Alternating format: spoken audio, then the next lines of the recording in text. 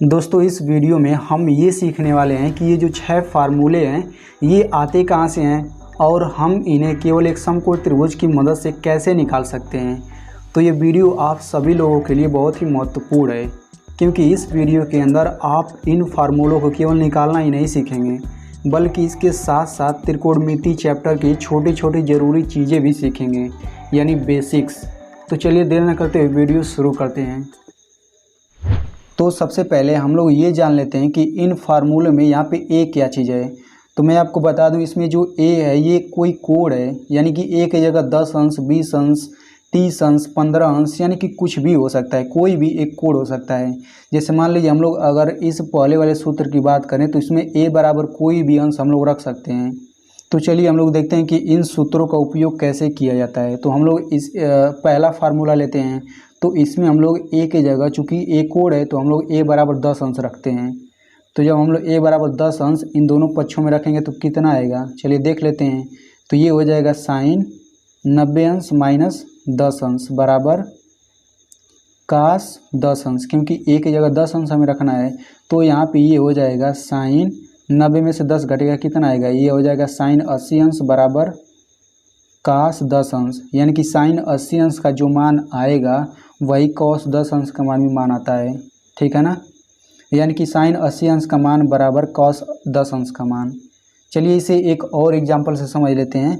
जैसे मान लीजिए अगर हम लोग ए बराबर इस वाले में, पहले वाले में 30 अंश रखें, तो यहाँ पे ए बराबर 30 अंश रखेंगे तो क्या होगा, 90 माइनस 30, ये हो जाएगा साइन 60 अंश, और यहाँ पे हो जाएगा ए बराबर 30 रखेंगे तो कॉस 30 अंश हो जाएगा। यानी कि इस तरीके से हमारा हो जाएगा साइन 60 अंश बराबर कॉस 30 अंश। तो इन दोनों का मान आपस में बराबर होता है। आप चाहें तो इसका मान रख करके भी दे सकते हैं। साइन 60 अंश का मान कितना होता है, इसका मान होता है √3/2, और कॉस 30 अंश का मान भी इतना ही होता है √3/2। तो इस तरीके से हम लोग इन सभी समीकरणों का यूज करते हैं।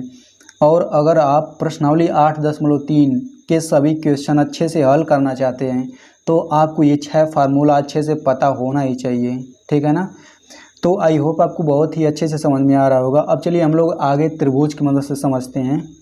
तो दोस्तों सूत्रों को सिद्ध करने के लिए सबसे पहले हम लोग एक समकोण त्रिभुज बनाएंगे। तो इस तरीके से हमारा एक समकोण त्रिभुज बनेगा ABC। यहाँ पे B जो है ये समकोण है, यानी कि 90 डिग्री, और ये कोण A हो जाएगा, ये कोण C हो जाएगा। ठीक है ना। तो आपको पता ही है कि किसी भी त्रिभुज में उसके अंतः कोणों का योग 180 अंश होता है, यानी कि हम लोग लिख सकते हैं कोण A प्लस कोण B प्लस कोण C बराबर 180 अंश। ठीक है ना, इतना लिख सकते हैं। अब यहाँ पे देखिए कोण B का मान दिया गया है, कोण B का मान 90 अंश है, और यहाँ पे कोण A की जगह कुछ भी हो सकता है, 10 अंश, 20 अंश, 30 अंश, कुछ भी हो सकता है। और यहाँ पे कोण C की जगह भी इसके अंदर कोई भी कोण हो सकता है। ठीक है ना। तो हम लोग B का मान दिया गया तो हम लोग B का मान इसमें रख लेते हैं। तो ये हो जाएगा A प्लस B का मान हो जाएगा 90 अंश प्लस C बराबर 180 अंश। ठीक है ना। तो यहाँ से हो जाएगा A प्लस C बराबर 180 अंश, इसको इधर पक्षांतर कर लेते हैं माइनस 90 अंश। तो इस तरीके से हमारे पास हो गया A प्लस C बराबर 90 अंश, यानी कि यहाँ पे जो कोण होगा और यहाँ पे जो कोण आएगा उन दोनों का योग करने पर 90 अंश होता है। ठीक है ना। अब यहाँ से हम लोग कोण C का मान निकाल लेते हैं। तो कोण C बराबर हो जाएगा 90 अंश माइनस A। ठीक है ना। अब इसके बाद से हमें क्या करना है, अब हम लोग यहाँ पे कोण C है तो हम लोग इस कोण C के सभी त्रिकोणमितीय अनुपातों का मान निकाल लेते हैं।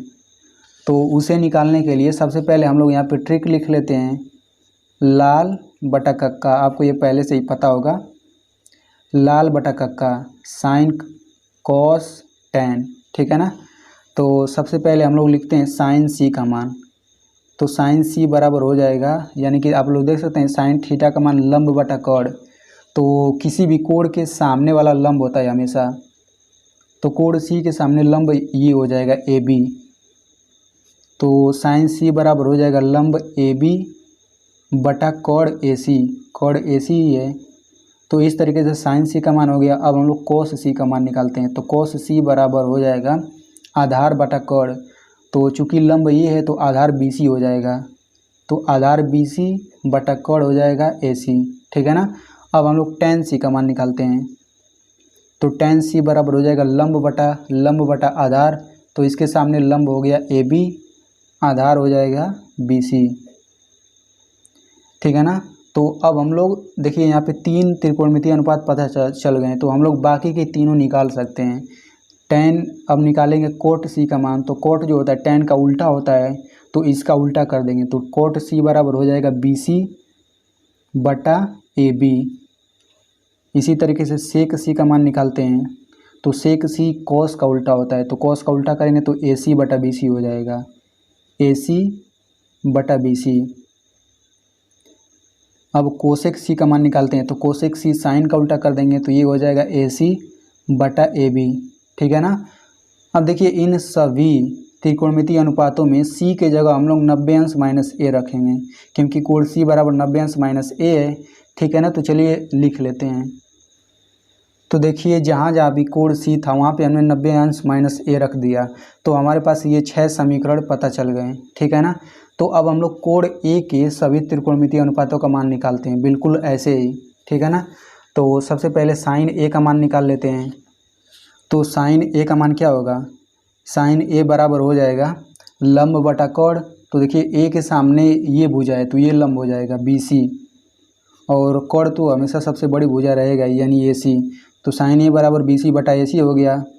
और कोस A बराबर क्या हो जाएगा, कोस थीटा बराबर आधार बटा कॉड होता है, तो चूंकि लंब ये हो गया तो आधार AB होगा, इसके लिए आधार AB बटा कॉड क्या हो जाएगा, कॉड AC हो जाएगा। अब ऐसे ही tan A का मान निकाल लेते हैं, तो tan A बराबर हो जाएगा लंब बटा आधार, तो एक कोण के लिए लंब हो जाएगा BC और आधार हो जाएगा AB, ठीक है ना। अब हम लोग बाकी के तीनों त्रिकोणमितीय अनुपात निकाल लेते हैं, तो यहाँ से कोट A बराबर हो जाएगा, इसका उल्टा कर देंगे AB बटा BC, ठीक है ना। अब ऐसे ही सेक A का मान निकाल लेते हैं, तो सेक A बराबर हो जाएगा AC बटा AB, और कोसेक A बराबर हो जाएगा साइन का उल्टा AC बटा BC, ठीक है ना। तो अब इसके बाद से अब हम लोग तुलना करते हैं। तुलना कैसे करते हैं चलिए देखते हैं। तो यहाँ पे हमारे पास ये 6 समीकरण पहले से ही पता हैं, तो इसमें आप लोग देखिए साइन 90 अंश माइनस A बराबर AB बटा AC है, ठीक है ना।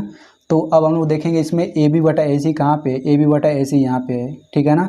यानी कि यहाँ पे AB बटे AC बराबर है साइन 90 अंश माइनस A के, और यहाँ पे AB बटे AC बराबर है कॉस A के, यानी कि दाहिना पक्ष बराबर है तो हम लोग बायां पक्ष बराबर कर सकते हैं। तो यहाँ से एक फार्मूला आता है साइन 90 अंश माइनस A बराबर कॉस A, ये पहला फार्मूला हो जाएगा। वैसे यहाँ पे देखते हैं कॉस 90 अंश माइनस A बराबर है BC बटा AC के, तो अब हम लोग देखते हैं इसमें BC बटा AC कहाँ पे है, तो BC बटा AC यहाँ पे है, तो कॉस 90 अंश माइनस A बराबर साइन A हो जाएगा यहाँ पे, ठीक है ना। वैसे यहाँ पे देखेंगे तो AB बटा AC tan 90 अंश माइनस A के बराबर है, तो AB बटा AC कहाँ पे, यहाँ पे देखिए AB बटा BC, सॉरी AB बटा BC, यहाँ पे देखिए AB बटा BC है, यहाँ पे भी AB बटा BC है, तो इस तरीके से tan 90 अंश माइनस A बराबर कोट A हो जाएगा, ठीक है ना।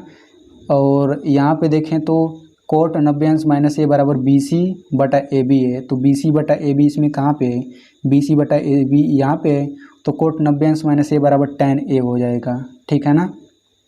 वैसे ही AC बटा BC सेक 90 अंश माइनस A के बराबर है, तो AC बटा BC कहाँ पे है, AC बटा BC कोसेक A है, तो इस तरीके से सेक 90 अंश माइनस A बराबर कोसेक A हो जाएगा, ठीक है ना। वैसे ही कोसेक 90 अंश माइनस A बराबर सेक A हो जाएगा। देखिए AC बटा AB यहाँ पे भी AC बटा AB है, ठीक है ना।